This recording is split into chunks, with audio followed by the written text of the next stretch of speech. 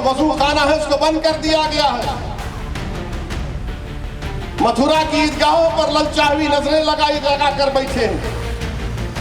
संभल की मस्जिद का किस्सा आपके सामने है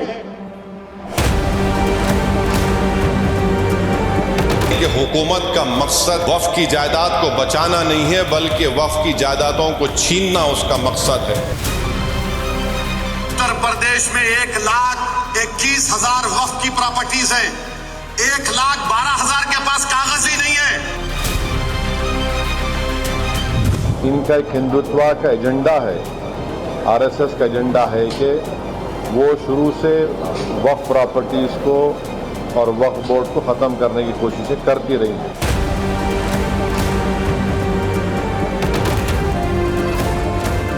जो आसार कदीमा के प्रोटेक्टेड मस्जिद के 100 मीटर नहीं बल्कि उसके 5 फीट के फासले पर आउटपोस्ट बना रहे हैं और वो आउटपोस्ट वक्फ की जमीन में बना रहे हैं। जिस जमीन का डर दिखाकर मुसलमानों की जज्बातों को उबालने में जुटे हैं असदुद्दीन ओवैसी,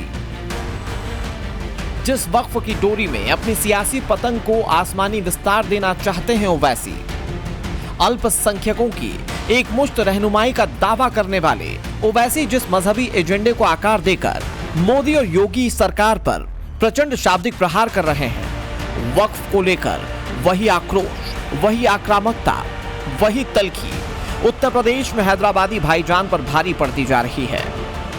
सवाल है कि वक्फ पर ओवैसी का कागजी दाव कैसे उल्टा पड़ गया?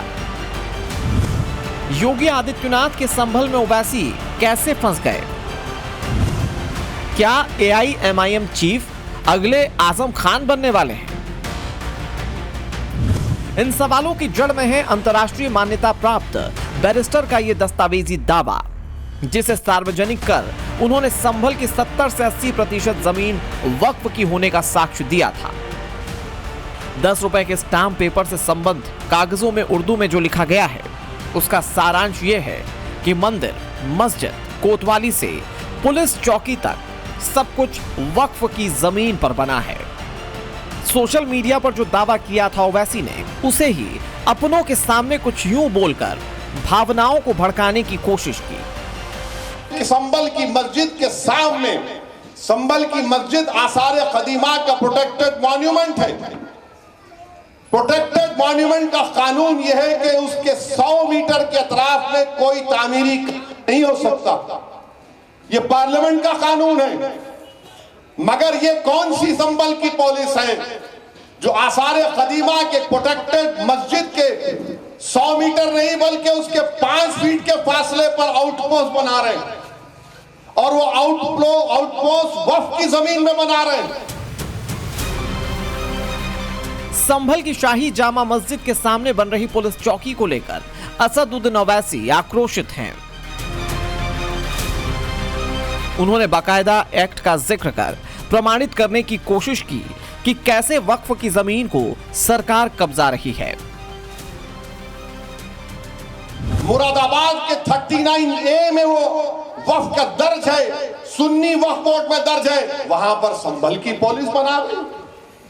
नरेंद्र मोदी गए थे कुवैत को तो कुवैत के शेखों से बड़ा गले लपट के मिले। अब बुला के कुवैत के शेख को दिखाओ कि तुम्हारी हुकूमत यहां पर क्या कर रही है, क्या कर रही है उत्तर प्रदेश की हुकूमत। क्यों आउटपोस्ट बना रहे हैं संभल में? ताकि पीछे जो बाउली निकली है उसका रास्ता बंद करना चाहते हैं। ओवैसी जब बोल रहे थे तब वे संभल को लेकर बेहद आक्रामक थे। उनके शब्द शोले बनकर बरस रहे थे। वक्फ में कथित दखल से नाराज हैदराबादी भाईजान ने अपने ही अंदाज में सरकार पर वार किया। पुकार कर कह रहे थे, आज भी कह रहा हूं, वो वक्फ का बिल इसलिए लाया गया ताकि मुसलमानों से उनकी मसाजिद को छीन लिया जाए, ताकि मुसलमानों से उनकी दरगाहों को छीन लिया जाए, कब्रस्तानों को छीन लिया जाए, यतीम खानों को छीन लिया जाए। अब आपको दिख रहा है इनकी साजिश कि संभल की मस्जिद के सामने जो जमीन है वो वक्फ औलाद है, इसीलिए इस बिल में लाया गया था कि वक्फ औलाद को कमजोर करके रख देंगे। फिर उन्होंने दोहराया कि संभल में वक्फ की जमीन को कैसे सरकार कब्जाने की साजिश रच रही है।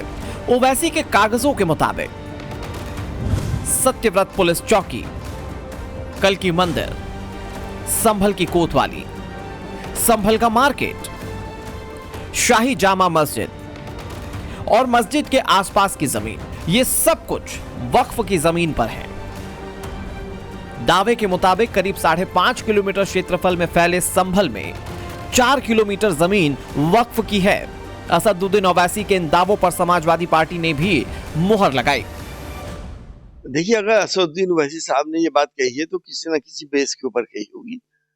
देश के बड़े नेता हैं वो।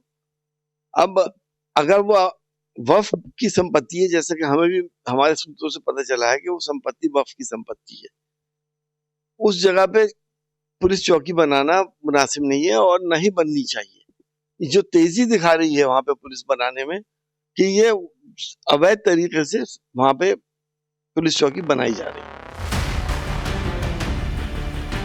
ओवैसी और समाजवादियों के दावों के मुताबिक जो दस्तावेज जारी किए गए हैं उसमें महमूद खान सराय, खसरा संख्या 110, बदायूं दरवाजा, खेवट नंबर 125, हसनपुर मुंजप्ता, खेवट नंबर 19-20-90, शहजादी सराय, खेवट नंबर 92, खेवट नंबर 55, शेर खां सरिया, खेवट नंबर 1.4 और 7, हल्लू सराय, खेवट नंबर 13 और मोहम्मद कोटशरकी समेत कई जगहों को वक्फ की संपत्ति बताया गया है। यही वजह है कि कागज सामने आते ही प्रशासन ने जांच टीम बनाई। पड़ताल शुरू हुई तो पता चला कि सारे दावे फर्जी हैं। जो पेपर है वो बहुत ही रैंडमली कुछ बनाया गया है। अनरजिस्टर्ड है तो सत्यापित तो है नहीं किसी भी रूप में। दूसरा, शहर में लगभग 4 किलोमीटर, 1.5 किलोमीटर, 2 किलोमीटर, 2.5 किलोमीटर इतने एरिया के बीच की प्रॉपर्टी को वक्फ दर्शाया गया है उस पेपर में। बहुत सारी जो प्रॉपर्टी हैं उनकी ओवरलैपिंग भी है। सबसे बड़ी बात, जो भी व्यक्ति वक्फ करता है उसमें स्पष्टता है उसका स्वामित्व उस संपत्ति पर होना चाहिए। वहां किसी भी संपत्ति के ऊपर स्वामित्व का कोई भी कागज वहां नहीं लगा हुआ है। जो वक्फनामा जारी किया था ओवैसी ने, जिस वक्फनामे के आधार पर संभल का डाकघर, जिला अस्पताल, तहसील, कचहरी, नगर पालिका दफ्तर यानी कमोबेश सब कुछ वक्फ की जमीन पर है। एसडीएम, एग्जीक्यूटिव ऑफिसर और सर्किल ऑफिसर यानी कि सीओ ने मिलकर जब जांच की तो पता चला कि वक्फनामा अनरजिस्टर्ड है। दावे वाली संपत्ति का सरकारी रिकॉर्ड नहीं है। प्रशासन ने बाकायदा एक नक्शा जारी किया जिसमें दावा किया गया है कि दावों वाली जमीन की चौहद्दी तक नहीं है। जिस जगह पे हम अभी खड़े हैं ये दरअसल शाही जामा मस्जिद का रास्ता है, शाही जामा मस्जिद का एरिया है और ये चौकी है जिसकी बात की जा रही है। अगर इस एरिया को भी देखेंगे आप तो देखिए ये रास्ता शाही जामा मस्जिद है। आप देख सकते हैं यहाँ पे लिखा हुआ है ये मकान संख्या 14 है। ये देखिए ये मकान संख्या 13 और ये मकान संख्या 13 यहाँ पे आप नजर आएगा आपको। और इस एरिया को अगर बेस मान लिया जाए तो एक कोट शर्की का इलाका है और ये शाही जामा मस्जिद की तरफ का रास्ता है। इस पूरे एरिया को वक्फ बताया गया है, लेकिन यहाँ पर देखिए चौहद्दी ना मिलने होने के कारण यहाँ पर जो दूरी है ये यहाँ पर नहीं नापी जा सकती है। तो आप समझिए यहाँ पर कि इसकी जब चौहद्दी ही नहीं है, जब इसका पूरा एरिया ही नहीं है, तो आखिर इसको किस तरीके से वक्फ की प्रॉपर्टी जो लोग दावा कर रहे हैं वो यहाँ पर बता रहे हैं। अपनी पड़ताल पूरी करने के बाद संभल प्रशासन की शिकायत पर धोखाधड़ी का केस दर्ज कर लिया गया है। जो जांच रिपोर्ट कमेटी द्वारा दी गई है उसके आधार पे एक अभियोग जो है वो थाना कोतवाली के अंदर वर्तमान में पंजीकृत कराया जा रहा है और उसके बाद में जो भी विधिक कार्रवाई सुनिश्चित की जाएगी। लेकिन ये उल्लेखनीय है कि अभी तक जो कागज दिए गए थे उनके परिशीलन से तो ये पाया जा रहा है कि थाना कोतवाली है, ये भी एक वक्त प्रॉपर्टी होनी चाहिए, जबकि ऐसा नहीं है। ये 1905 में बनी बिल्डिंग है।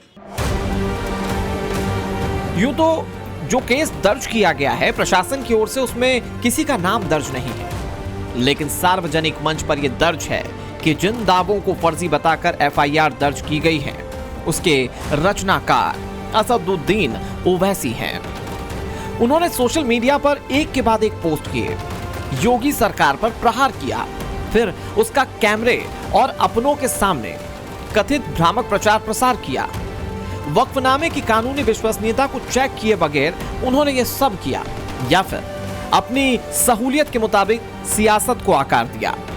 ये बड़ा सवाल है, क्योंकि जब से वक्फ संशोधन विधेयक का जिक्र हुआ है तब से उनकी तलखी बढ़ गई है। खुदा के नाम पर वो कुछ यूं तकरीर करते रहे हैं। ये अगर कानून बन जाएगा, उत्तर प्रदेश में 1,21,000 वक्फ की प्रॉपर्टीज है, 1,12,000 के पास कागज ही नहीं है। वक्फ का यूजर खत्म हो गया तो जायदादें कौन लेगा? वो जायदादें कौन लेगा बताओ? तुम्हारे पास लीगल उसके ऊपर इख्तियारी नहीं होगा, कोई भी घुस जाएगा। वक्फ का यूजर निकाल दिए। लेकिन अब संभल में वक्फ की जमीन के दावों पर वे घिरते नजर आ रहे हैं। हालांकि उन्होंने इसको लेकर वहां के डीएम एसपी सबकी निष्ठा पर प्रश्न चिन्ह लगाकर खुद को बेदाग साबित करने की कोशिश की है। वहां पे कलेक्टर साहब बोल रहे कि नहीं हमारे को कोई कागज दिखाई नहीं। अब कलेक्टर साहब आपको जो देखना चाह रहे आप देख रहे, जो नहीं देखना चाह रहे नहीं देख रहे। आप जो आपको बीजेपी योगी बोल रही है वही आप देख रहे। मगर 95 एक्ट के तहत सुन्नी वक्फ बोर्ड के मुरादाबाद में 39A में जमीन रजिस्टर्ड है। मेरे अजीज दोस्तों और बुजुर्गों, अपने इत्तेहाद को मजबूत रखिए। संभल को लेकर ओवैसी के दावे इसलिए भी सवालों में हैं, क्योंकि पुराणों में इस शहर के सनातनी होने का साक्ष्य है। योगी आदित्यनाथ सदन में खड़े होकर संभल के 22 कूप और भविष्य में कल्कि अवतार का दावा कर चुके हैं। योगी के दावों के मुताबिक लगातार कूपें मिल रही हैं, बावड़ी मिली है, कब्जाए हुए तीर्थ क्षेत्र मिल रहे हैं, और इन सब के बीच ओवैसी विवादों को विस्तार देने में जुटे हैं। इससे बीजेपी उन पर हमलावर है। देखिए, कानून अपना काम करेगा। योगी आदित्यनाथ जी की सरकार में जहां पर पुलिस चौकी स्थापित हो रही थी, कहीं भी दंगाई अपराधियों के लिए जो शरण स्थली बन जाएगी वहां पुलिस चौकी की स्थापना जरूरी है। कानून प्रशासन अपना काम कर रहा है, और जो लोग गलत तरीके से उसको रोकने की कोशिश कर रहे हैं, गलत दस्तावेज प्रस्तुत कर रहे हैं, कूट रचित दस्तावेज प्रस्तुत कर रहे हैं, उनके खिलाफ पुलिस कार्रवाई कर रही है। सिर्फ ओवैसी ही नहीं, उनके वक्फ वाले दावों को समाजवादी पार्टी ने भी एंडोर्स किया था। यही वजह है कि संभल प्रशासन के एक्शन पर समाजवादी कैंप में भी खलबली मची हुई है। सीधे सीधे जो है जमीन कब्जा करने का मामला है, और अगर वक्फ बोर्ड का कोई एग्रीमेंट है, वक्फ बोर्ड भी सरकार का है। अगर उत्तर प्रदेश की सरकार का वक्फ बोर्ड ने कोई ऑफिस उनको लीज पे दिया हो, किराए पे दिया हो, या कोई ऐसी बात हो, तो ये बात को कुछ समझ में आनी चाहिए। बचाव कितना भी करें, कुछ करें, मगर समाजवादी पार्टी और ओवैसी दोनों के दावे सवालों में हैं। हालांकि योगी आदित्यनाथ कई बार ओवैसी की मंशा पर चोट करने की बात कह चुके हैं। हर व्यक्ति जानता है कि ओवैसी समाजवादी पार्टी के एजेंट बनकर के प्रदेश में भावनाओं को भड़काने का कार्य कर रहे हैं, लेकिन उत्तर प्रदेश आज इस दिशा में आगे बढ़ चुका है। अब दंगा नहीं, दंगा मुक्त प्रदेश के रूप में उत्तर प्रदेश की पहचान है।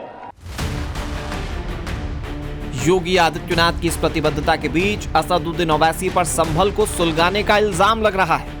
वोट के लिए वक्फ के नाम पर मुसलमानों को भड़काने के आरोप लग रहे हैं। मुस्लिम परस्त राजनीति करने वाले असदुद्दीन ओवैसी यूपी के 20% अल्पसंख्यकों के बीच अपनी पकड़ मजबूत करने की कोशिश कर रहे हैं। लेकिन इस कोशिश में इस बार वो सवालों में है, क्योंकि ओवैसी के दावों के साथ ही सोशल मीडिया अलग रंग में दिखने लगा है। बिना जांच पड़ताल ही वक्फ की जमीन पर संभल के बसने का दावा किया जाने लगा, भड़काऊ बातें होने लगी, और इन सब की जड़ जिस तरह ओवैसी तक पहुंच रही है, उससे सवाल उठने लगा है कि क्या योगी आदित्यनाथ के संभल में ओवैसी फंस गए हैं? क्या AIMIM चीफ अगले आजम खान बनने वाले हैं? क्योंकि समाजवादी आजम खान भी एक बार ऐसे ही फर्जीवाड़े में फंसे तो फिर सलाखों से बाहर नहीं निकल पाए।